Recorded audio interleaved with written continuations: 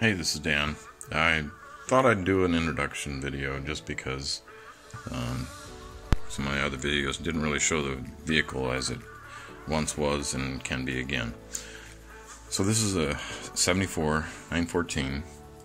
As we look at it closely, you can notice that it has an LS6 in it, and that's kind of what we're going to be talking about. So this is its current condition, and just purchased from the East Coast and shipped over here.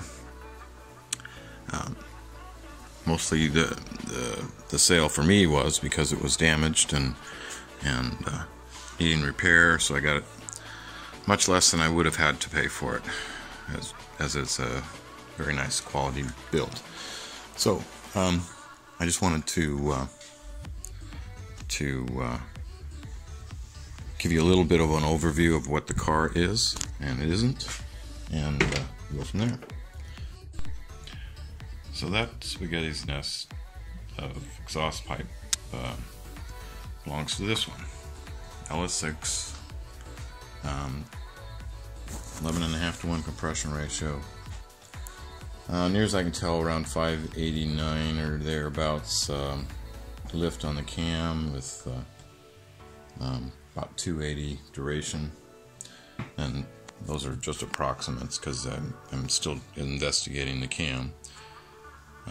Nice set of heads. I forget the brand name, but they are a good set of heads on it, and it makes almost 540 horsepower thereabouts, depending on the tune and such.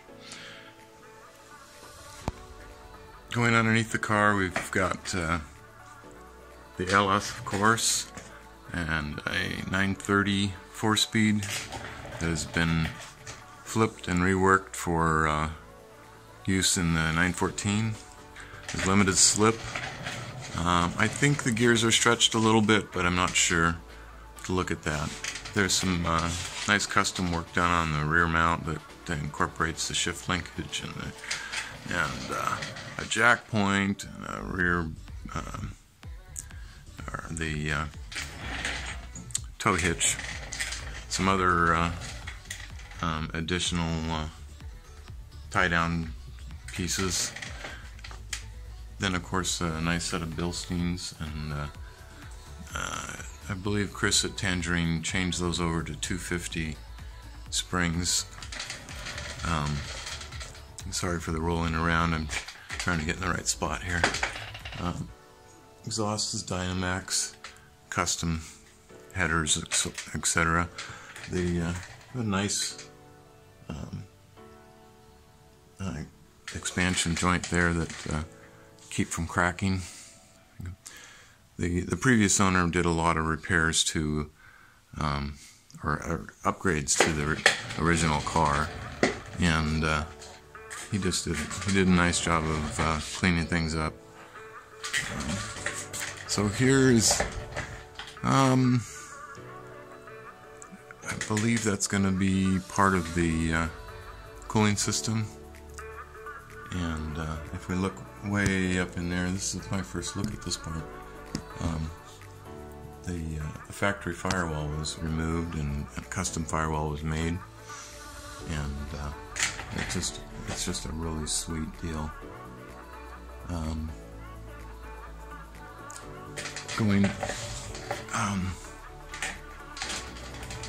Nice big shafts for the half shafts, nice big 930 brakes, and big thick rotors.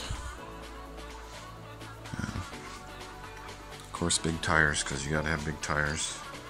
So those are 11 by 18s, 295 by 30, and then the fronts are 8 by 18s and 245, I think 35s. And to house all that is a nice Sheridan body kit that Roger Sheridan makes in Southern California. The back is still in nice shape. There's a couple little cracks that I need to repair, and then we get to the front. So again, we've got a nice set of 930 brakes on it. Tangerine Racing sway bar. I believe those are Bogue struts, and 22, I think, millimeter torsion bars.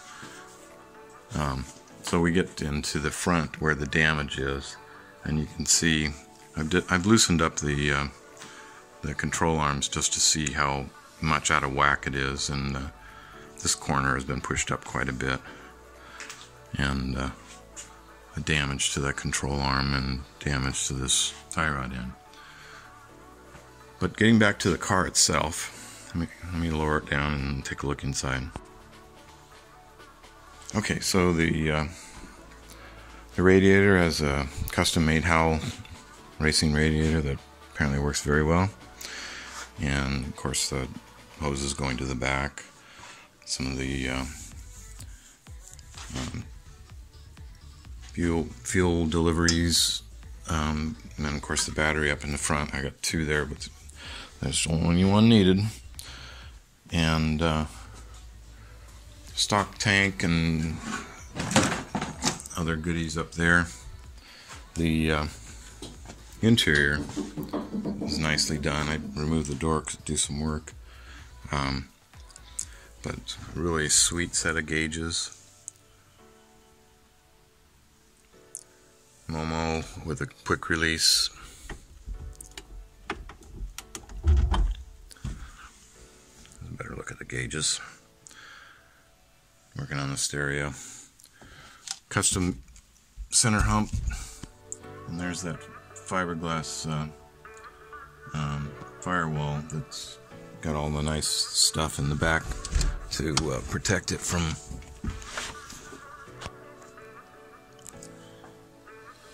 insulation and so on back here. It has an 8-point cage that I think I'm going to have to redo because I just don't fit with it. So I'm going to try and bump the top up here a little bit. It's got a little bit of room up top, and then do the same on the bottom and drop the seat down a little bit, and that should fix me.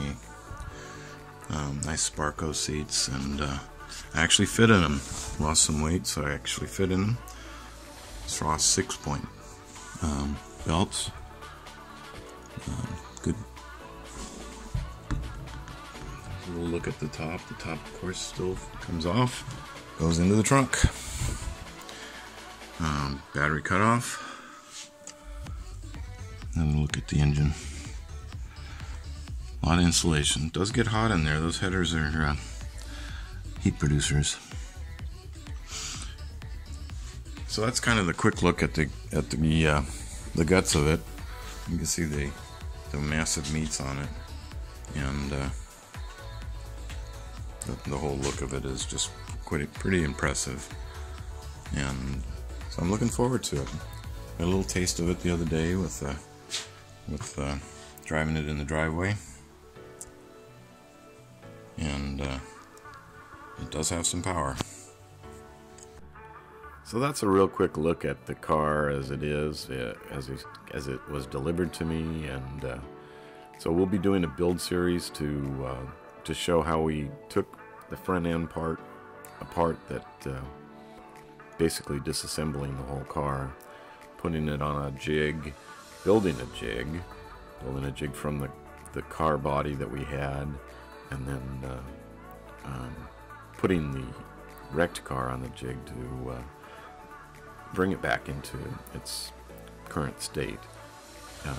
Cut off the front that was bad, and cut off the front of the good body that we put the two together, and made a really good bond between the two of them.